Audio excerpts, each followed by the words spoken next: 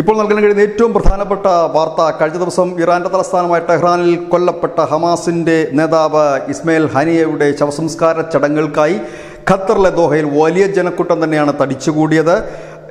ഒപ്പം തന്നെ ഹനിയയുടെയും അംഗരക്ഷകനും ആ ആക്രമണത്തിൽ കൊല്ലപ്പെട്ടിരുന്നു. ഇരുവരുടെയും മൃതദേഹം പലസ്തീൻ പതാകയിൽ പൊതിഞ്ഞ ശവപ്പെട്ടിയിൽ ആണ് അവിടെ പൊതുദർശനത്തിന് വെച്ചിരുന്നത്. ഒരു വലിയ ജനക്കൂട്ടം തന്നെ പ്രാർത്ഥിക്കുന്ന ഒരു കാഴ്ച അവിടെ നിന്ന് കാണാൻ കഴിഞ്ഞതായി മാധ്യമങ്ങൾ റിപ്പോർട്ട് ചെയ്യുന്നു.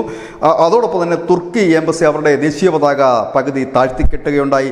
ഈ അവസരത്തിൽ ശ്രദ്ധേയമായ മറ്റൊരു കാര്യം കൂടി ഉണ്ട്.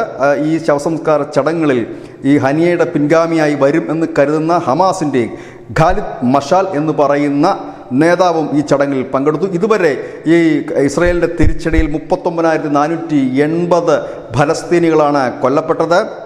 ഇതിൽ പങ്കെടുത്ത ഖാലിദ് മഷാൽ പറയുന്നത് കൊല്ലപ്പെടുന്നത് സിവിലിയനായാലും ഇസ്രായേലിനെതിരെ പോരാട്ടം നടത്തുന്നവരായാലും തങ്ങൾക്ക് ഒരുപോലെ തന്നെയാണ് എന്ന് പറയുന്നത്. ഏതായാലും ഒരു വലിയ രീതിയിലുള്ള ശവസംസ്കാര ചടങ്ങുകൾക്കാണ് ഇപ്പോൾ സാക്ഷ്യം വഹിക്കുന്നത്. ഒരുപക്ഷേ ഈ ശവസംസ്കാര ചടങ്ങുകൾക്ക് ശേഷം ഇറാൻ തിരിച്ചടിക്കുമെന്നുള്ള ചില വാർത്തകൾ ഉണ്ടായിരുന്നു. ഇനി അത്തരത്തിൽ സംഭവിക്കുമോ ഇല്ലയോ എന്നറിയില്ല. ഏതായാലും വലിയ രീതിയിലുള്ള ജനം തടിച്ചുകൂടി എന്ന് തന്നെയാണ് അന്തർദേശീയ മാധ്യമങ്ങൾ റിപ്പോർട്ട് ചെയ്യുന്നത്. News desk news India Malayalam.